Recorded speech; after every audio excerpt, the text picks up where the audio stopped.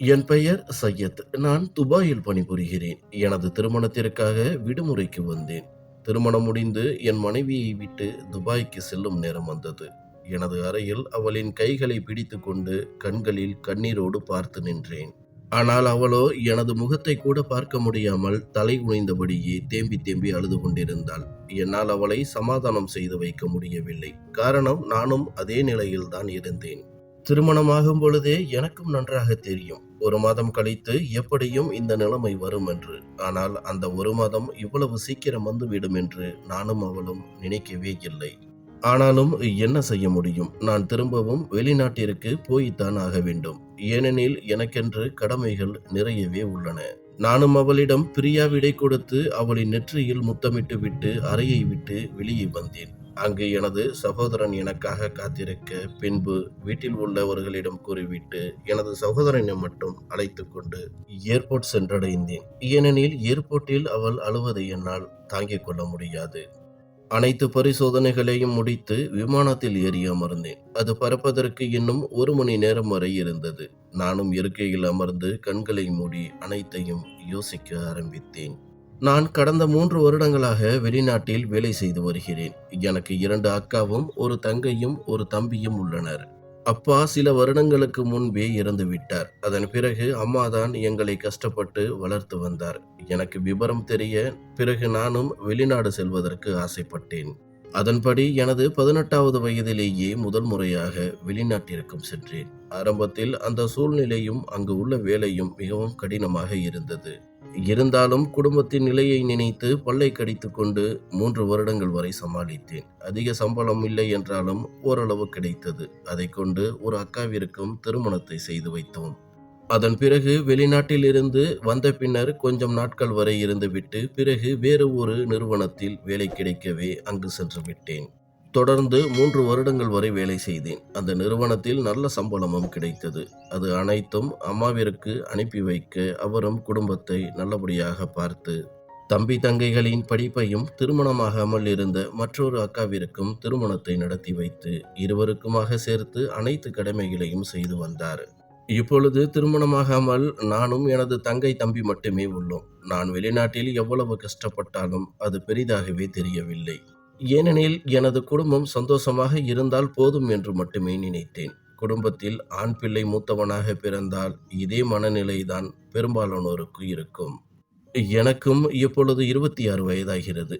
2 மாதங்களுக்கு முன்புதான் வெளிநாட்டிலிருந்து இந்தியாவுக்கு வந்திருந்தேன். வீட்டில் உள்ளவர்கள் எனக்கு திருமணம் செய்து வைக்க நினைத்தனர். ஏனெனில் எனது தங்கை படித்துக் கொண்டிருப்பதால் அவளின் படிப்பு முடிந்த பிறகு திருமணத்தை செய்யலாம் என்று முடிவெடுத்து முதலில் எனக்கு திருமணத்தை முடித்துவிட வேண்டும் என்று பெண் பார்க்கவும் தொடங்கியிருந்தனர். அப்படித்தான் எங்களின் குடும்பத்திற்கு தெரிந்த பெண் தரகரின் மூலமாக ஜீனத் நிசாவின் போட்டோவை பார்த்தேன். அவளோடு சேர்த்து 3 போட்டோக்களை எடுத்து வந்திருந்தார் தரகர். அதில் உள்ள மற்ற போட்டோக்களை பார்க்கும் பொழுது ஜீனத் நிசாவை விட அதிக அழகுள்ளவர்களாக இருந்தனர். ஆனாலும் எனக்கு ஏனோ தெரியவில்லை, ஜீனத் நிசாவின் போட்டோவை மட்டும்தான் பிடித்திருந்தது. காரணம், ஒரு பெண்ணையோ அல்லது அவளின் போட்டோவையை பார்க்கும் பொழுது நமது மனத்திற்குள் ஏதோ தோன்றும், இவள்தான் நமக்காக படைக்கப்பட்டவள் என்று. எனக்கும் அப்படித்தான் தோன்றியது. நானும் இந்த பெண்ணை பிடித்து இருக்கிறது என்று அம்மாவிடம் கூற, அம்மாவும் தரகரிடம் ஜீனத்தை பற்றி விசாரிக்க ஆரம்பித்தார். தரகரும் தயங்கியபடியே, இந்த பெண்ணுக்கு என்று எந்த சொந்த பந்தமும் கிடையாது. அவளின் அத்தை வீட்டில்தான் இருந்து வருகிறாள். வரதட்சணை என்றும் எதுவும் கிடைக்க வாய்ப்பில்லை. ஆனால் பெண்ணை நல்ல முறையில் ஒழுக்கமாக வளர்த்து உள்ளனர். நேரடியாக சொல்ல வேண்டுமானால் திருமணத்திற்கு பிறகு உங்களுக்கு அவர்களின் குடும்பத்திலிருந்து எந்த உதவியும் கிடைக்காது. அவர்களின் அத்தை வீட்டில் இவளை எப்படியாவது திருமணம் செய்து கொடுத்தால் போதும் என்று மட்டுமே நினைக்கின்றனர். அவர்கள் பெண்ணின் போட்டோவை என்னிடம் கொடுக்கும் பொழுதே அனைத்து விபரங்களையும் கூறிவிட்டுத்தான் கொடுத்தனுப்பினர். உங்களுக்கு வேண்டுமென்றால் வேறு ஒரு பெண்ணை பார்த்து கொள்ளுங்கள் என்றார். தரகர் பேச பேச எனக்கும் பெண்ணின் மேல் ஒரு விதமான பாசம் தோன்றியது. அவளது அத்தையின் வீட்டில் எவ்வளவு கஷ்டப்பட்டு கொண்டிருப்பாள் என்று. நானும் சிறிதும் யோசிக்கவில்லை. வரதட்சணை எங்களுக்கு சுத்தமாக வேண்டாம், அவர்கள் பெண்ணை மட்டும் கொடுத்தால் போதும் என்று அம்மாவை பார்க்க, அம்மாவும் எனது பதிலுக்கு மறுபேதும் கூறவில்லை. அவரும் சரி என்பது போல தலையாட்டினார். பிறகு சில நாட்களிலேயே பெண்ணை பார்ப்பதற்காக அம்மாவும் வீட்டில் உள்ளவர்களும் செல்ல, அவர்களுக்கும் ஜீனத் நிசாவை மிகவும் பிடித்து போனது. அதன் பிறகு அடுத்த சில நாட்களிலேயே திருமணத்திற்கான ஏற்பாட்டையும் செய்ய ஆரம்பித்தனர். காரணம், நான் இன்னும் 45 நாட்களுக்குள் வெளிநாடு செல்ல வேண்டியிருந்தது. எனது விடுமுறையும் அத்துடன் முடிந்துவிடும். 15 நாட்களுக்குள் அவசர அவசரமாக திருமணமும் நடந்து முடிந்தது. அவளை முதலிரவு அறையில்தான் முழுமையான முகத்தை பார்த்தேன். போட்டோவில் பார்த்ததை விட இன்னும் அழகாகவே இருந்தாள். அமைதியான முகம், அழகான கண்கள், சிவந்த கன்னங்கள், தலைநிமிரா வெட்கம், இவை அனைத்தும் என்னை அவள் பக்கம் சுண்டி இழுத்தது. நானும் கடவுளுக்கு நன்றி கூறிவிட்டு அவளின் பக்கத்தில் அமர்ந்தேன். பிறகு நானாகவே என்னிடமிருந்த பரிசு பொருட்களை அவளிடம் கொடுக்க, அவளும் வெட்கத்துடன் வாங்கிக் கொண்டாள். சிறிது நேரம் வரை என்னை பற்றி கூறிக்கொண்டிருந்தேன். அவளும் அமைதியாக கேட்டுக்கொண்டிருந்தாள். பிறகு மெதுவாக அவளும் தன்னை பற்றி கூறிக்கொண்டிருக்க, அதை நானும் ரசித்துக் கொண்டிருந்தேன். எவ்வளவு நேரம் இப்படியே இருந்தோம் என்று தெரியவில்லை. வெகு நேரமாக எங்களின் உரையாடல் தொடர்ந்து கொண்டிருந்தது. இடையில் அவள் சிரிக்கும் சிரிப்பு சத்தம் என் மனதை கொள்ளையடித்துக் கொண்டிருந்தது. அவளையே கண்வாங்காமல் பார்த்து கொண்டிருந்தேன். பிறகு நானும் மெதுவாக அவள் அருகில் செல்ல, வெட்கத்தால் நெளிந்து கொண்டிருந்தாள். பிறகு என்ன, நீங்கள் நினைக்கும் அனைத்தும் முடிந்து போனது. இன்பமான இரவு கடந்து செல்ல போதாத பகலும் வந்து சேர்ந்தது. அதன் பிறகு வந்த நாட்கள்தான் மிகவும் அழகானவை. என் வாழ்க்கையில் நான் பட்ட கஷ்டங்கள் ஏராளம். ஆனால் அது அனைத்தையும் மறக்க செய்தது அந்த நாட்களே. இம்மனைவி என் மேல் உயிராக இருந்தாள். எனக்கு சேவகம் செய்வதை தனது குறிக்கோளாக மாற்றிக்கொண்டாள். அவளது அன்பிலும் அரவணைப்பிலும் சில நாட்களிலேயே நான் மகிழ்ந்து போனேன். வாழ்வின் ஒட்டுமொத்த சந்தோஷமும் கிடைத்து விட்டதாக மனதிற்குள் துள்ளி குதித்து கொண்டிருந்தேன். ஆனால் அந்த சந்தோஷங்களை இன்னும் சில நாட்களே அனுபவிக்க முடியும் என்று நினைக்கும் பொழுது, சந்தோஷங்கள் காணாமல் போய் ஒருவித இறுக்கம் மனதிற்குள் படரத் தொடங்கும். மனைவியை பிரிந்து துபாயில் இருக்கப் போகும் அந்த நாட்களை நினைத்து மனம் அழுது கொண்டிருந்தேன். திருமணமாகி 25 நாட்கள் ஆகிவிட்டது. அதற்குள்ளாகவே நாங்கள் இருவரும் ஒருவருக்கொருவர் புரிந்து கொண்டு மிகவும் அந்யோன்யமானோம். திருமணமான புதிது என்பதால் அவளுக்கு வீட்டில் எந்த வேலையும் இருப்பதில்லை. ஏதாவது வேலை செய்ய முற்பட்டால் கூட எனது அம்மாவும் சகோதரியும் தடுத்து நிறுத்தி விடுவர். இதனால் எப்பொழுதும் என் கூடவே இருப்பாள். துபாய் செல்வதற்கு இன்னும் 2 நாட்களே மீதம் இருந்தன. அந்த நாட்களில் எங்களின் மொத்த சந்தோஷமும் மறைந்து ஒரு விதமான அமைதியும் துக்கமும் உள்மனதில் நிலவியது. இருவரின் மனதிற்குள்ளும் ஒருவரை ஒருவர் பிரிய போகின்றோமே என்ற தவிப்பும் அதிகமாகவே இருந்தது. எனக்கு அவளை என்னுடன் அழைத்து செல்லும் அளவிற்கு அதிகமான சம்பளமும் இல்லை. என்ன செய்வதென்று தெரியாமல் இருவரும் பரிதவித்தோம். அந்த நாட்களில் அவள் என்னை பார்த்தாலே கலங்கி விடுவாள். பிறகு நான் தான் அவளிடம், எனக்கு இன்னும் சில கடமைகள் உள்ளது. இருக்கும் தங்கையை திருமணம் செய்து வைக்க வேண்டும். பிறகு தம்பிக்கும் ஏதாவது வேலை ஏற்பாடு செய்து தர வேண்டும். அதன் பிறகு நமக்கென்று சிறிய வீடும் கட்டிக்கொள்ள வேண்டும். நமக்கு பிறக்கப் போகும் குழந்தைகள் என்னைப் போல கஷ்டப்படாமல் இருப்பதற்கும் அவர்களுக்கென்று ஏதேனும் சேர்த்தும் வைக்க வேண்டும். இப்பொழுது நமது இந்த சந்தோஷத்தை பார்த்தால் இதெல்லாம் கிடைக்குமா என்பது சந்தேகமே. இன்னும் 4 வருடங்கள் தான். அதற்குள்ளாகவே இது அனைத்தையும் முடித்துவிட்டு நான் இங்கேயே தொழில் தொடங்குவதற்கு ஏதேனும் பணத்தை சேர்த்துக் கொள்வேன். அதன் பிறகு நான் வெளிநாடு என்ற பேச்சே எடுக்க மாட்டேன். இங்கேயே ஏதேனும் தொழில் தொடங்கி காலம் முழுவதும் உன்னுடன் இருப்பேன். நீ கவலைப்படாமல் இரு என்றேன். அவளும் புரிந்து கொண்டாள்.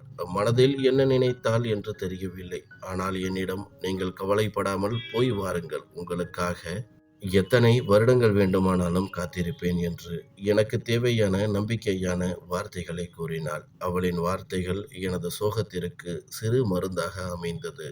பிறகு 2 நாட்கள் கழித்து அவளிடம் பிரியா விடை பெற்று நானும் இப்பொழுது விமானத்தில் அமர்ந்திருக்கின்றேன். அனைத்தையும் யோசித்து கண் திறந்து பார்க்க விமானம் துபாயின் வான்பரப்பில் பறந்து கொண்டிருந்தது. அதன் பிறகு 2-3 நாட்கள் அறையில் இருந்ததால் மனைவியுடன் மணிக்கணக்கில் பேசிக் கொண்டிருப்பேன். அப்பொழுதும் அவள் அழுது கொண்டுதான் இருப்பாள். இருந்தாலும் எனது நிலைமையை புரிய வைப்பதற்கு முயற்சி செய்வேன். அவளும் ஓரளவு புரிந்து கொண்டு பிறகு சமாதானம் அடைவாள். சில நாட்களில் இருவரும் சற்று சமாதானம் அடைந்து அவரவர் வேலைகளை பார்க்க தொடங்கினோம். இரவு நேரங்களில் மட்டும் நாங்கள் இருந்த வாழ்க்கையை நினைவு கூர்ந்து காதலை பரிமாறிக்கொண்டு பேசிக்கொண்டிருப்போம். இப்படியே 1 மாதம் கடந்தது. என் மனைவியிடம் தொலைபேசி எதுவும் இல்லை. அப்பொழுது இருந்த சூழ்நிலையில் பணத் தேவை அதிகமாக இருந்ததால் அவளுக்கென்று தனியாக வாங்கியும் கொடுக்க முடியவில்லை. இரவு நேரங்களில் அம்மாவின் தொலைபேசியை தான் அவள் உபயோகித்து வந்தாள். எப்பொழுது பேசினாலும் அம்மாதான் முதலில் சில நிமிடங்கள் பேசியிருந்துவிட்டு பிறகு மனைவியிடம் கொடுத்து விடுவார். அதுவரை அனைத்தும் நன்றாகவே சென்றது. ஒரு நாள் அம்மாவிடம் நான் தொலைபேசியில் நலம் விசாரிக்க அம்மா சற்று சோகமான குரலில் அனைத்திற்கும் பதில் கூறிக்கொண்டிருந்தார். பிறகு நானாக உங்களுக்கு ஏதேனும் உடல்நிலை சரியில்லையா என்று கேட்க அவரும் ஒன்றுமில்லை, மனதிற்குத்தான் சற்று கவலையாக உள்ளது என பதிலளிக்க நானும் பதறிப் போய் என்னவென்று விசாரிக்க ஆரம்பித்தேன். ஆரம்பத்தில் அவர் எதுவும் கூறவில்லை. பிறகு நானாக மீண்டும் மீண்டும் கேட்க அவர் பேச ஆரம்பித்தார். நீ சென்ற பிறகு உனது மனைவியின் நடவடிக்கைகளில் பெரிய மாற்றங்கள் ஏற்படுகிறது. எனது கணவனின் சம்பளத்தில்தான் நீங்கள் அனைவரும் உட்கார்ந்து சாப்பிட்டுக் கொண்டு இருக்கின்றீர்கள் என குத்தலாக பேசிக் கொண்டிருக்கின்றாள். நீ ஒரு காரியம் செய். இனிமேல் உனது மனைவியின் பெயரிலேயே உன்னுடைய சம்பள பணத்தை மொத்தமும் அனுப்பிவிடு. எனக்கோ அல்லது உனது சகோதர சகோதரிகளுக்கோ ஏதேனும் தேவைப்பட்டால் உனது மனைவியிடமிருந்தே வாங்கிக் கொள்கிறோம். என்னிடமுள்ள அனைத்து பொறுப்புகளையும் அவளிடமே கொடுத்துவிட்டு நானும் உனக்காக தினமும் கடவுளிடம் வேண்டிக் கொள்கிறேன். அவள் பேசுவதை என்னால் தாங்கிக் கொள்ள முடியவில்லை என அழுது கொண்டே கூறிக்கொண்டிருந்தார். அம்மா பேச பேச என் மனைவியின் மேல் கோபம்தான் வந்தது. எதற்காக அவள் இப்படி நடந்து கொள்கிறாள் என்று. நானும் மெதுவாக அம்மாவிடம், அம்மா, நீங்கள் சொல்வது போல அவள் பேசும் அளவிற்கு தெரியவில்லையே என்றேன். அதற்கு அம்மாவும், நானும் அப்படித்தான் நினைத்தேன். இதைப்போல ஒரு பெண் கிடைத்ததற்கு சந்தோஷப்பட்டேன். ஆனால் ஏனோ தெரியவில்லை, அவள் முற்றிலுமாக மாறிப்போய்விட்டாள். இவ்வளவு நாள் அவள் உன்னிடம் நடித்து கொண்டிருந்தாள். இப்பொழுதுதான் அவளின் சுயரூபம் கொஞ்சம் கொஞ்சமாக வெளியே வருகிறது என்றார். நானும் அதை கேட்டு யோசிக்காமல் கோபமடைய தொடங்கினேன். பிறகு மனைவியிடம் தொலைபேசியை கொடுக்க சொல்ல மனைவியும் பேசத் தொடங்கினாள். அவள் பேசுவதற்கு முன்பாகவே என் மனதில் உள்ள கோபங்களை கொட்ட ஆரம்பித்தேன். கடுமையான வார்த்தைகளால் அவளை கண்டித்தேன். எனது அம்மாவையும் சகோதர சகோதரிகளையும் நீதான் கவனித்துக் கொள்ள வேண்டும். அதை விட்டுவிட்டு அவர்களை அடிமைப்படுத்தும் எண்ணம் இருக்கக்கூடாது. நீ எங்கிருந்து வந்தாய் என்பதை மறந்துவிடாதே. உனக்கு நல்ல வாழ்க்கை கிடைத்து இருக்கிறது. அதை தேவையில்லாமல் கெடுத்துக் கொள்ளாதே என்று கூர்மையான வார்த்தைகளால் கொத்திக் கொண்டிருந்தேன். அவள் ஒன்றும் பேசாமல் அமைதியாக கேட்டுக்கொண்டிருந்தாள். பிறகு அவளின் பதிலை எதிர்பார்க்காமலேயே தொலைபேசியை வைத்து விட்டேன். எனக்கும் அவள் மேல் கோபம் இருக்கத்தான் செய்தது. அம்மா சொன்னது போல ஒருவேளை இதுதான் அவளின் உண்மையான முகமாக இருக்குமோ என்று. 2 நாட்கள் வரை அவளோடு எதுவும் பேசவில்லை. அம்மாவுடன் மட்டும் பேசியிருந்து விட்டு வைத்து விடுவேன்.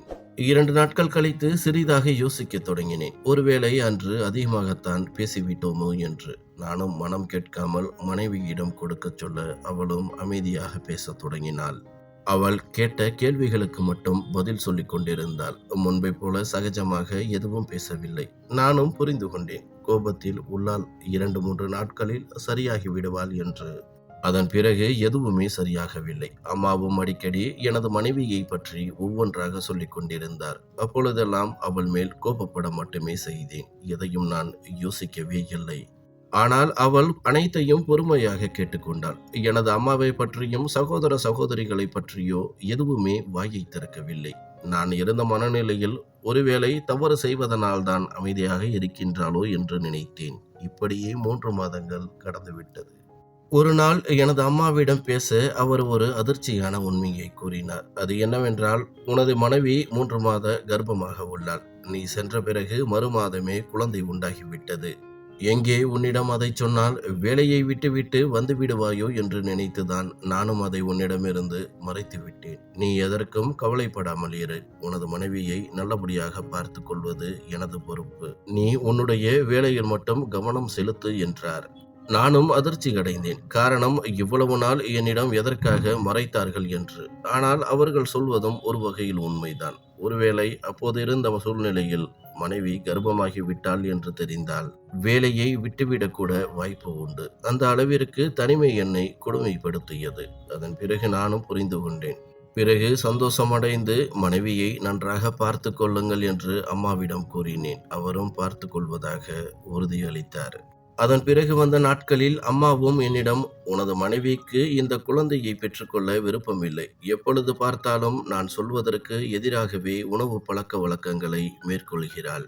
வெளியிலிருந்து உணவு பண்டங்களை வாங்கி வந்து அவள் இஷ்டத்திற்கு தின்று கொண்டிருக்கிறாள். இப்படியே போனால் என்ன செய்வது என்ற குற்றச்சாட்டையும் அவள் மேல் வைக்க, நானும் அவள் மேல் கோபப்பட ஆரம்பித்தேன். அவளிடம் கோபப்பட்டு தேவையில்லாமல் கத்திக் கொண்டிருப்பேன். ஆனால் அப்பொழுதும் கூட அவள் அமைதியாகத்தான் இருந்தாள்.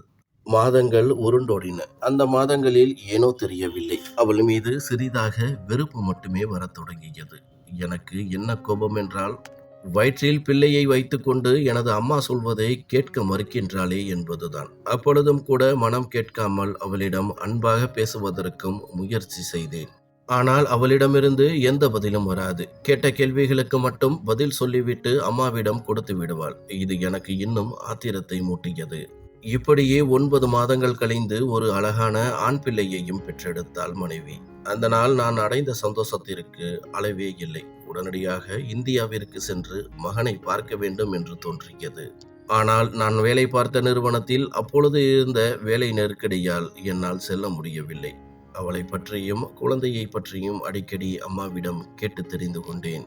மனைவியின் நடவடிக்கைகளிலும் எந்த மாற்றமும் வரவில்லை. அவளும் ஏனோ தானோ என்பது போலவே பேசிக் கொண்டிருந்தாள். அம்மாவிடம்தான் குழந்தையை பற்றி பேசிக் கொண்டிருப்பேன். சில சமயம் குழந்தைக்கு அருகில் தொலைபேசியை வைக்க, அது சிரிக்கும் சத்தமும் அழகும் சத்தமும் கேட்டு நான் ஆறுதல் அடைந்து கொண்டேன். காலங்கள் கடந்து சென்றது. நான் இங்கு வந்து 2 வருடங்கள் ஆகிவிட்டது. இந்த 2 வருடங்களில் நிறைய மாற்றங்கள். படித்து கொண்டிருந்த எனது சகோதரிக்கும் நல்ல இடத்தில் திருமணமும் செய்து வைத்தார் அம்மா. சகோதரனும் வேலைக்கும் சேர்ந்து விட்டான். நானும் இந்த 2 வருடங்களில் அவர்களுக்கு தேவையானது நிறைவேற்றி விட்டோம் என்று மன நிம்மதியில் இருந்தேன். நானும் 2 வருடங்களுக்காக காத்திருந்தேன். நமக்காக ஏதேனும் சேர்த்து கொண்டு மனைவியிடம் சென்று அங்கேயே வாழலாம் என்று. கடவுளின் கிருபையால் அந்த 2 வருடமும் முடிந்தது. மொத்தம் 4 வருடங்கள் ஆனது மனைவியை பார்த்து. இப்பொழுது அவளுடன் சேர்த்து குழந்தையும் உள்ளது. இருவரையும் காணும் ஆவல் அதிகமாகவே வரத் தொடங்கியது. நானும் அம்மாவிடம் இந்தியாவிற்கு வருவதை பற்றி பேச அவர் பதறிப்போனார். என்னவென்று விசாரிக்க, இப்பொழுது இருக்கும் சூழ்நிலையில் நம்மிடம் எந்த பணமும் இல்லை. அனைத்தும் உனது மனைவியின் பிரசவத்திற்கும் குழந்தைக்கான வைத்திய செலவிற்கும் முடிந்துவிட்டது. அது மட்டுமல்லாது மாதம் உனது மனைவிக்குத்தான் அதிகமாக செலவு செய்தேன். கையில் இப்பொழுது எந்த பணமும் இல்லை. வேண்டுமென்றால் 2 வருடம் கழித்து பார்த்து கொள்ளலாம் என்றார். இதை கேட்டு நான் உண்மையிலேயே திடுக்கிட்டு போனேன்.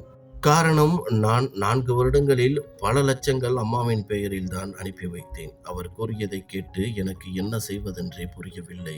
நானும் இந்தியாவிற்கு செல்வதை பற்றி எனது நிறுவனத்திடம் பேச, அவர்களும் தற்சமயம் நீங்கள் விடுமுறைக்கு சென்று வாருங்கள், நீங்கள் வந்த பிறகு அனைத்தையும் பேசிக்கொள்ளலாம் என்றனர். எனக்கும் அதுதான் சரி எனப்பட்டது. ஒன்றும் கூற முடியாமல் அடுத்த சில நாட்களிலேயே இந்தியாவிற்கும் விடுமுறையில் வந்துவிட்டேன்.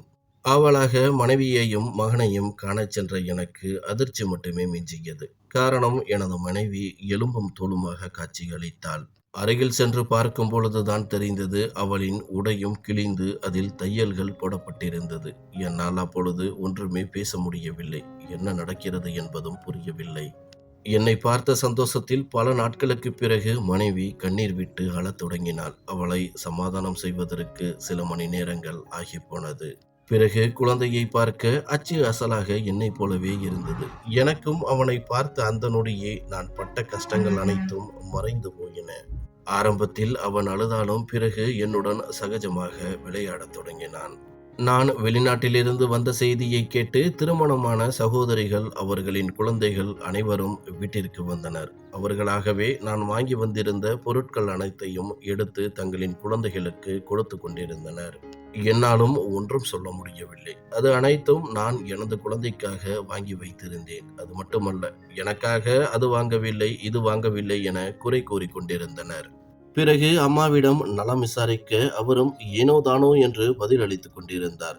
எனக்கு அப்பொழுது எதுவுமே புரியவில்லை. பிறகு புதிதாக திருமணமான தங்கையின் வீட்டிற்கு நானும் எனது மனைவியும் சென்று பார்க்க, திருமணம் செய்து கொடுத்த மாப்பிள்ளையின் வீடு பெரியதாகவே இருந்தது. தங்கையும் வரவேற்று அவளது அறைக்குள் அழைத்துச் சென்றாள். அங்கே சென்று பார்க்க, அவளது அறை முழுவதும் விலை உயர்ந்த ஆடம்பர பொருட்களால் நிரம்பி இருந்தது. நானும் ஆச்சரியப்பட்டு, உனது கணவர் உனக்காக நிறைய பொருட்களை வாங்கி தந்திருக்கின்றார் என பாராட்ட, அதற்கு அவளோ, இது அனைத்தும் கணவர் வாங்கி தந்ததல்ல, அம்மாதான் ஆசைப்பட்டு வாங்கி கொடுத்தார் என பதிலளித்தாள். எனக்கு அப்பொழுது ஓரளவு புரிந்து போனது. அது அனைத்தும் எனது பணம்தான் என்று. ஒன்று பேச முடியாமல் அங்கிருந்து வீட்டிற்கு வந்தோம். பிறகு அம்மாவிடம் சகோதரனை பற்றி விசாரிக்க ஒருவித அமைதி நிலவியது. காரணம், எனது சகோதரன் யாருக்கும் தெரியாமல் திருமணம் செய்து கொண்டு தனியாக சென்று விட்டான். அது மட்டுமல்லாது, திருமணம் செய்வதற்கு முன்பே சிறிய அளவில் ஒரு நிறுவனத்தையும் தொடங்கியிருந்தான். அதை பற்றி என்னிடமோ அல்லது எனது மனைவியிடமோ தெரிவிக்கவில்லை. அதற்கு காரணமும் அம்மாதான்.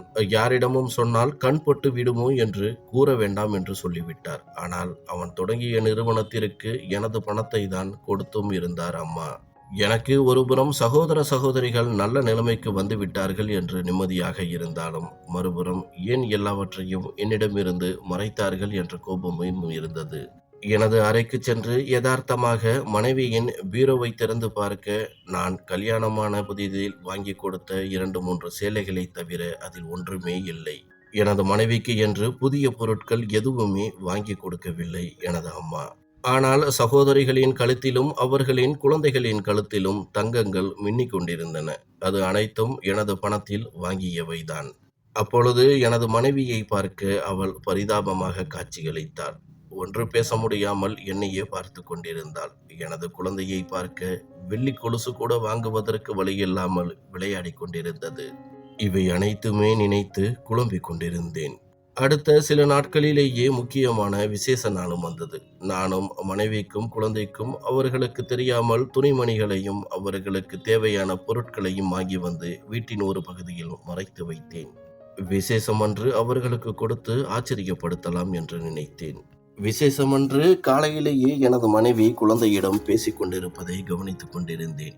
அவள் ஒரு ஆடையை எடுத்து மகனிடம் போட்டுக்கொள்ளும்படி கெஞ்சிக் கொண்டிருந்தாள். மகனோ எனக்கு புதிய ஆடைதான் வேண்டும் என்று அழுது கொண்டிருந்தான். இதை அனைத்தையும் நானும் கவனித்துக் கொண்டுதான் இருந்தேன். அப்பொழுது குழந்தை, எந்த விசேஷமாக இருந்தாலும் பழைய ஆடையை தான் கொடுக்கின்றீர்கள், எனக்கு புதிய ஆடைதான் வேண்டும் என்று மழலை மாறாமல் அழுது கொண்டிருந்தது. அதற்கு மனைவியும், நமக்கு கிடைப்பதை தான் நாம் போட்டுக்கொள்ள வேண்டும், அமைதியாக போட்டுக்கொள் என்று அதற்றிக் கொண்டிருந்தாள். எனக்கும் அப்பொழுதுதான் அந்த வீட்டில் நடப்பதை பார்த்து முதல் முறையாக கோபம் வந்தது. அதற்கு மேலும் பொறுக்க முடியாமல் மனைவியை அழைத்து அருகில் அமர வைத்து சற்று கோபமாகவே கேட்டேன், அந்த வீட்டில் என்ன நடக்கிறது, எல்லாவற்றையும் ஒன்று விடாமல் சொல் என்று. அவளும் எதுவும் வாய் திறக்கவில்லை. பிறகு நான் தான் சற்று கோபமாக அனைத்தையும் பேசத் தொடங்கினாள். நீங்கள் நினைப்பது போல உங்களின் பணத்திலிருந்து எங்களுக்கென்று எந்த செலவும் உங்கள் அம்மா இதுவரை செய்ததில்லை. உங்களிடமிருந்து பணம் வந்துவிட்டது என்று தெரிந்தாலே உங்களின் சகோதரிகள் அனைவரும் வீட்டிற்கு வந்து விடுவர். சில நாட்கள் வரை இருந்துவிட்டு அவர்களுக்கு தேவையான பொருட்களையும் பணத்தையும் உங்கள் அம்மாவிடமிருந்து வாங்கி கொண்டு செல்வர். அப்பொழுதெல்லாம் அவர்கள் எந்த வேலையும் செய்வதில்லை. என்னை இந்த வீட்டின் வேலைக்காரியைப் போல நடத்தி அவர்களுக்கு தேவையான உணவு வகைகளை சமைக்கச் செய்வர்.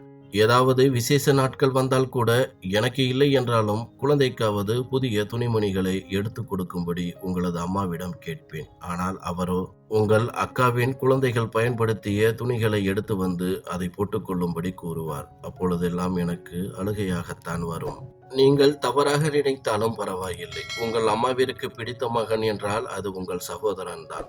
நீங்கள் பல ஆண்டுகளாக அனுப்பிய பணத்தை சிறிது சிறிதாக சேர்த்து உங்கள் சகோதரனுக்கு தொழில் தொடங்குவதற்காக வைத்திருந்தார். உங்களது அம்மா இதை யாரிடமும் கூறவே இல்லை. நினைத்தது போல உங்கள் சகோதரன் படிப்பை முடித்தவுடன் வெளிநாடு செல்வதற்குத்தான் முயற்சி செய்தார்.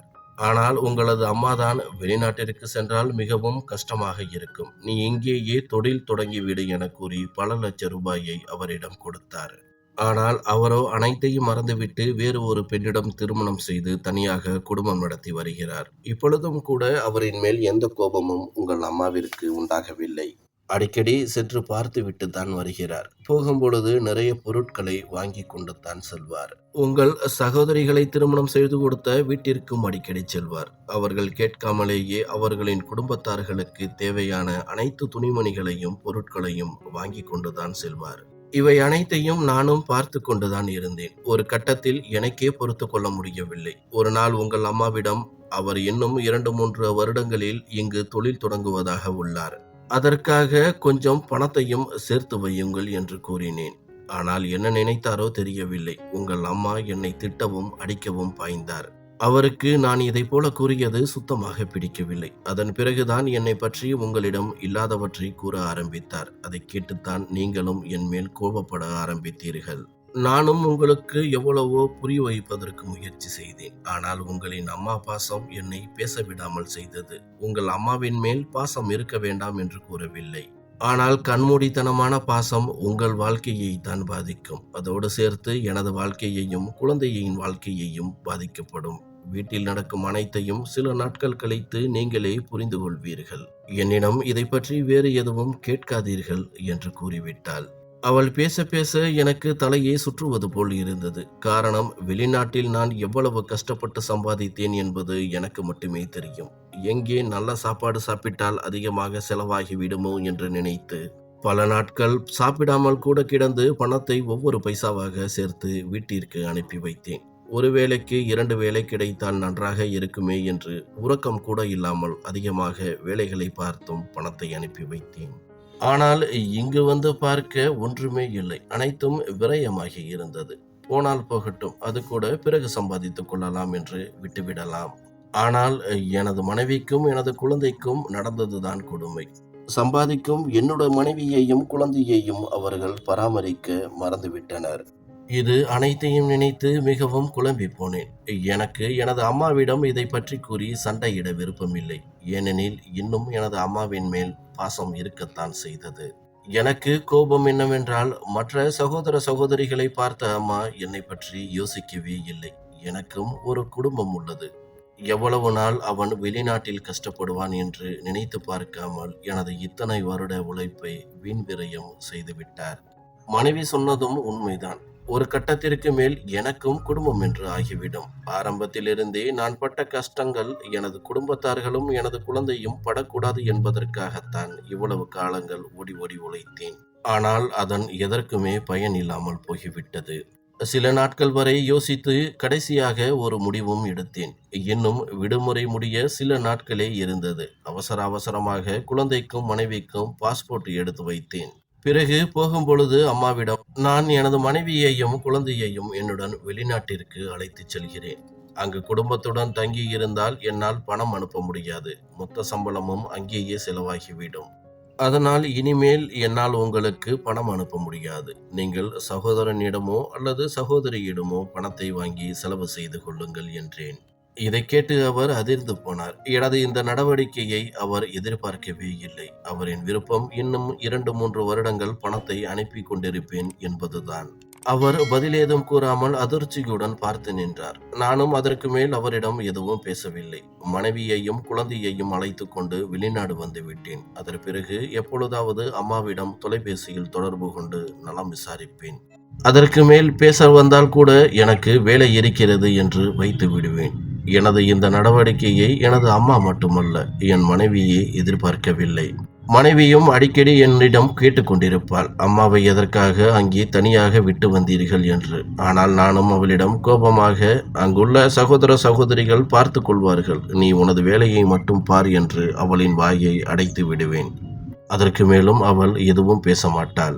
வெளிநாட்டிற்கு வந்து 3 மாதங்கள் கடந்து விட்டன. ஆனாலும் எனக்கு அதிகமாக செலவு எதுவும் ஆகவில்லை. வீட்டிற்கு பணம் அனுப்பாததால் எங்கள் குடும்பத்திற்கு போக நிறைய பணம் மிச்சமாகி அது அனைத்தையும் நானே வைத்து சேமித்து கொண்டேன். ஒரு நாள் அம்மா தொலைபேசியில் என்னிடம் பேசும்பொழுது அழத் தொடங்கினார். நானும் சற்று பதறித்தான் போனேன். பிறகு அவர் என்னிடம், என்னை யாருமே பார்க்க வருவதில்லை. உனது சகோதர சகோதரிகள் எட்டி கூட பார்ப்பதில்லை.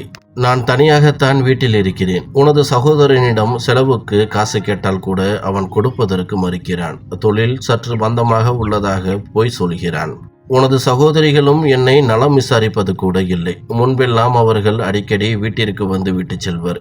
ஆனால் இப்பொழுது தலையை கூட காண்பிப்பதில்லை. 2-3 முறை அவர்களிடமும் பணம் கேட்டேன். ஆனால் அவர்கள், உன்னிடம் பணத்தை கொடுத்தால் செலவு செய்து விடுவாய் என கூறி பணத்தை கொடுக்க மறுத்துவிட்டனர். நன்றி கெட்டவர்கள். நான் அவர்களுக்கு எவ்வளவோ செய்திருக்கின்றேன். ஆனால் இந்த 3 மாதங்களிலேயே அவர்களின் குணம் அவ்வளவு தூரம் மாறும் என்று நான் நினைக்கவே இல்லை. எனக்கு வீட்டிற்கு சுத்தமாக பணம் ஏதுமில்லை. உன்னால் முடிந்தால் கொஞ்சம் பணத்தை அனுப்பிவிடு என்றார். அவரின் நிலைமையை நினைத்து எனக்கு கவலையும் உண்டானது. ஆனால் நான் மீண்டும் ஏமாற தயாராக இல்லை. ஏனெனில் எனது அம்மாவின் குணம் நன்றாகவே தெரியும். எந்த ஒரு விஷயமாக இருந்தாலும் பட்ட கஷ்டங்களையும் அவர் அப்பொழுதே மறந்து விடுவார். நான் மீண்டும் பணத்தை அனுப்பினால் பழையபடியே சகோதரனுக்கும் சகோதரிகளுக்கும் செய்து கொண்டிருப்பார். பிறகு நானும் என் ஆயுள் முழுவதும் வெளிநாட்டில் கழித்தே இங்கேயே மரணிக்க வேண்டியதுதான். நான் அம்மாவிடம், அம்மா, தற்சமயம் என்னிடம் பணம் எதுவும் இல்லை. வேண்டுமென்றால் உங்கள் செலவிற்கு கொஞ்சம் பணத்தை அனுப்பி வைக்கின்றேன். அதை வைத்து 2-3 மாதங்கள் குடும்பத்தை பார்த்து கொள்ளுங்கள். இனி என்னிடம் இருந்து எதுவும் எதிர்பார்க்காதீர்கள் என்றேன். அவரும் சரி என்று சம்மதிக்க பணத்தையும் கொஞ்சமாக அனுப்பி வைத்தேன். இதை பற்றி அன்றே மனைவியுடன் பேசவும் தொடங்கினேன். அடுத்து நாம் என்ன செய்யலாம் என்று. மனைவியும் கல் நெஞ்சம் கொண்டவள் அல்ல. அவளின் முதல் விருப்பமே எனது அம்மாவை பற்றியதாகத்தான் இருந்தது. கடைசி காலத்தில் அவரை நாம் தான் பார்த்து கொள்ள வேண்டும் என்றும், அவருக்கு தேவையான பணத்தை அனுப்பி வையுங்கள். 2 வருடமோ 3 வருடமோ கழித்து நாம் சென்று அவரை நல்லபடியாக பார்த்து கொள்ளலாம். அப்பொழுது நமக்கும் ஓரளவு பணம் சேர்ந்து இருக்கும். அதை வைத்து தொழிலும் தொடங்கலாம் என்றால். இருந்தாலும் எனக்கும் ஒரு பயம் இருக்கத்தான் செய்தது. எங்கே நாம் மீண்டும் பணத்தை அனுப்ப தொடங்கினால் அந்த பணத்திற்கும் விடை தெரியாமல் போய்விடுமோ என்று இப்பொழுதும் நான் குழப்பத்தில் தான் உள்ளேன். அம்மா கூறுவது போல பணத்தை அனுப்ப வேண்டுமா அல்லது எனது விருப்பப்படி பணத்தை சேமித்து வைக்க வேண்டுமா என்று. நண்பர்களே, நான் முடிவை உங்களிடம் கொடுக்கிறேன். முழுமையாக கதையை கேட்டுவிட்டு நான் என்ன செய்ய வேண்டும் என்று நீங்கள்தான் கமெண்ட் பாக்ஸில் தெரிவிக்க வேண்டும். நன்றி.